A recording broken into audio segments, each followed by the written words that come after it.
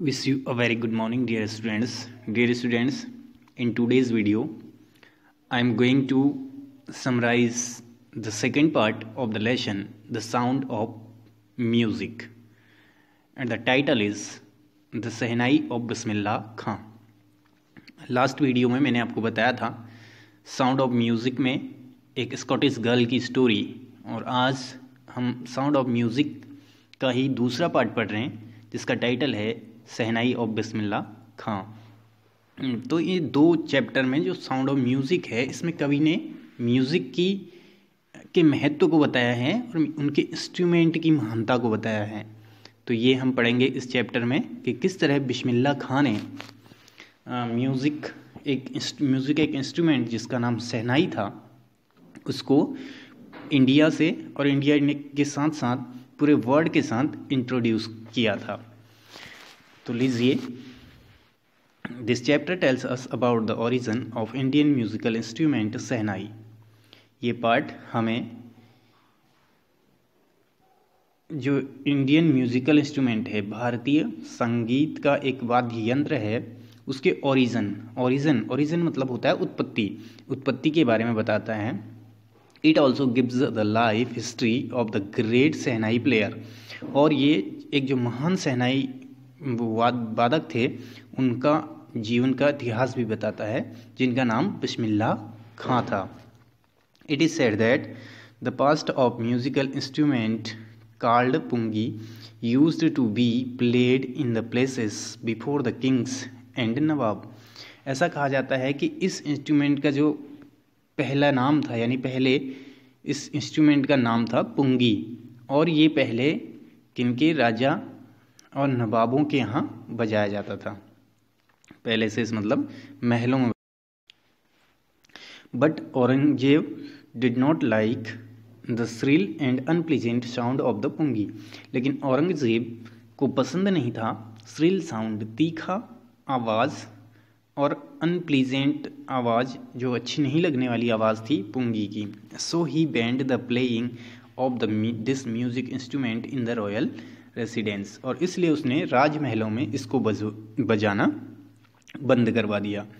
There was a barber who belonged to a family of musicians.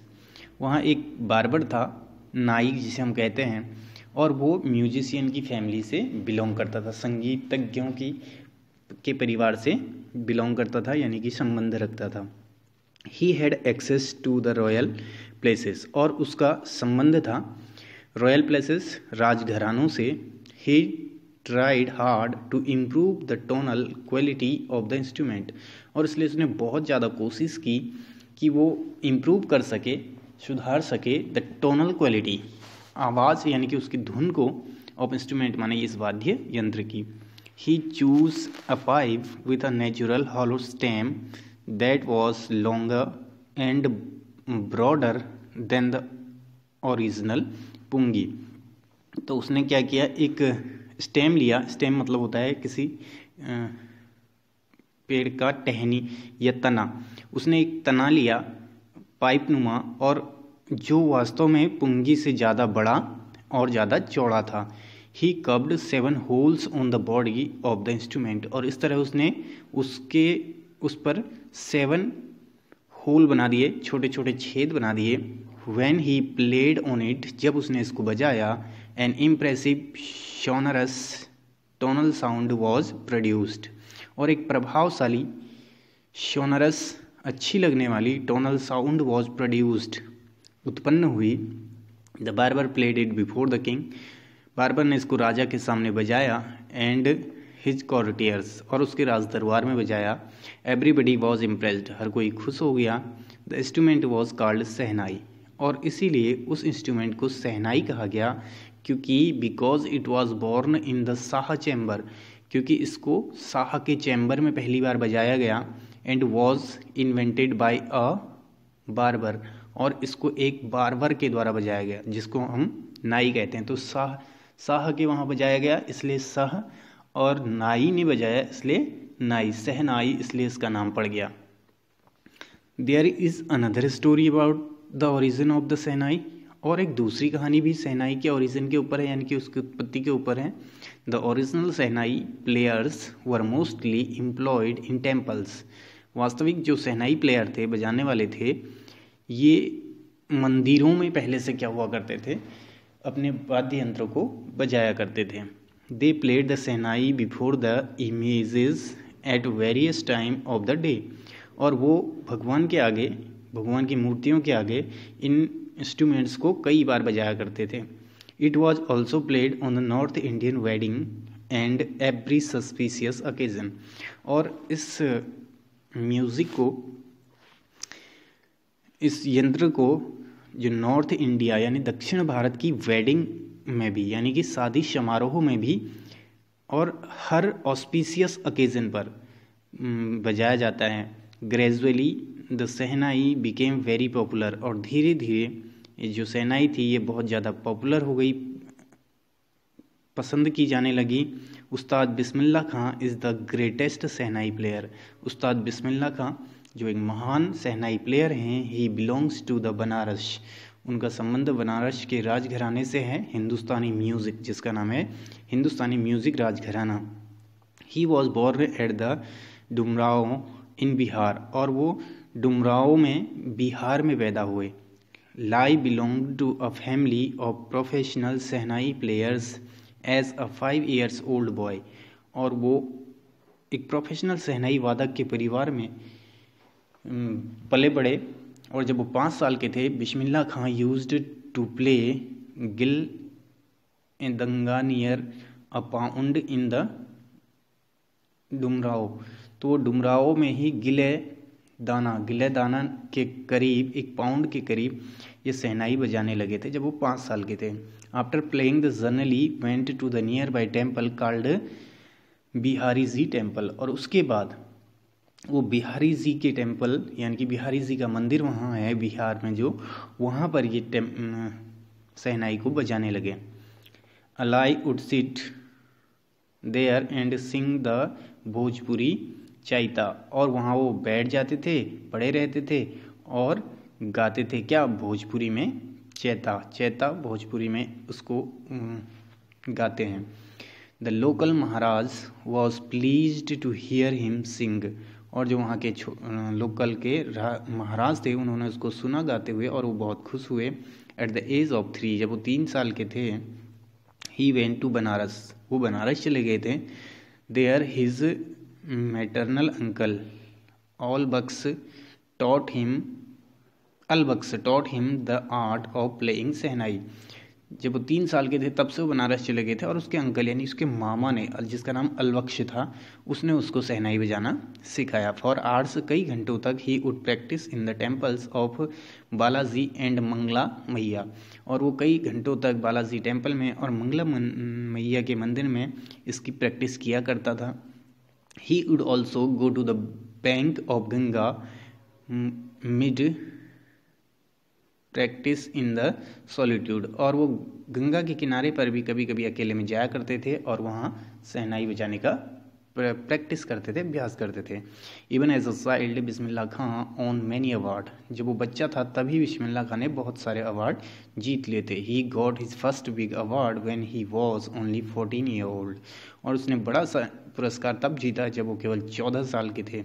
He got it at all Indian music conference in Allahabad. और उसने इसको इलाहाबाद के all Indian music conference से प्राप्त किया। On the day of independence, आज़ादी के दिन, 15 अगस्त 1947, 15 अगस्त 1947 को, he played at the red fort at the request of Jawaharlal Nehru. उसने शहनाई को जवाहरलाल नेहरू के आग्रह पर लाल किले से बजाया। इन 1999, 1999 में, ले was awarded the Bharat Ratna. उसको भारत रत्न पुरस्कार दिया गया, the highest civilian award in the country, जो कि हमारे देश में एक सबसे बड़ा सिविलियन अवार्ड है, नागरिक पुरस्कार है। बिस्मिल्लाह Khan is fondly called Khan साहब। और प्रेम से लोग बिस्मिल्लाह खां को खान साहब कहते हैं। He has travelled all over the world. उन्होंने पूरे विश्व की यात्रा की। He got honours in every country. उनको हर देश के द्वारा सम्मान मिला।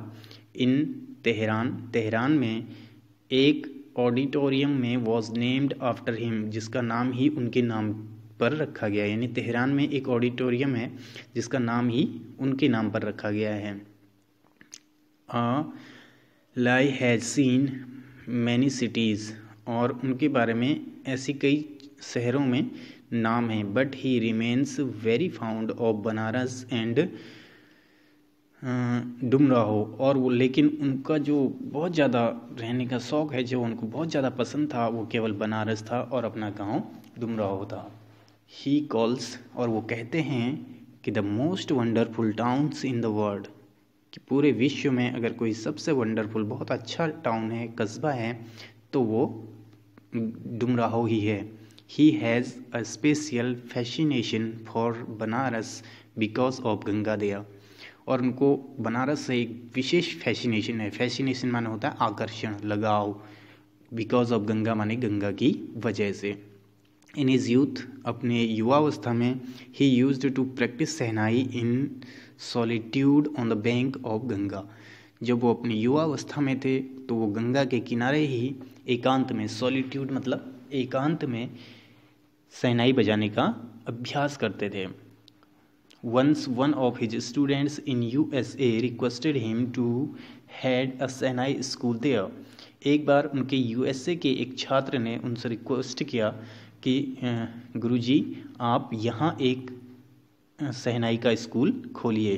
He said that he would create the atmosphere of Banaras by building similar temples there. और उसने ये भी प्रस्ताव दिया कि आप यहाँ स्कूल बनाइए और वो बिल्कुल बनारस के मंदिरों की तरह ही यहाँ भी मंदिरों का निर्माण कर देगा। But the ustad asked him whether he would bring the Ganga also there. लेकिन उन्होंने यानी बिस्मिल्लाह खां ने अपने छात्र से ये कहा, जब उनके छात्र ने कहा कि सर आप यहाँ एक स्कूल खोल दीजिए और मैं आपके लिए यहाँ वैसे ही मंदिरों का निर्माण कर दूंगा जैसे कि बनारस में है, तब बिस्मिल्लाह खां ने उसको हंसते हुए कहा था कि क्या तुम गंगा को भी यहाँ ले आओगे। वंस ही सेड, एक बार उन्होंने ये कहा कि when ever one is in Mumbai, अगर मैं एक बार मुंबई में होता हूँ तो I think of only Varanasi, तब मैं केवल वाराणसी के बारे में सोचता हूँ। एंड होली गंगा, और केवल गंगा के बारे में सोचता हूँ। एंड वाइल इन वाराणसी, और जब मैं वाराणसी में होता हूँ, आई मिस द यूनिक मट्ठा इन डुमराहो, तो मैं जब वाराणसी में होता हूँ तो मैं अपने गांव यानी कि अपने गांव डुमराहो के मट्ठे को मिस करता हूँ। मट्ठा यानी कि छाछ। तो देखिए ये बिस्मिल्लाह खां का भारत के प्रति स्नेह था और किस तरह उन्होंने शहनाई को इंट्रोड्यूस कराया, उसका सारांश है। I hope you liked the video and please watch it and understand the theme of the story and note down it. And dear students, if you like the channel, like and subscribe it. So thank you. Have a nice day.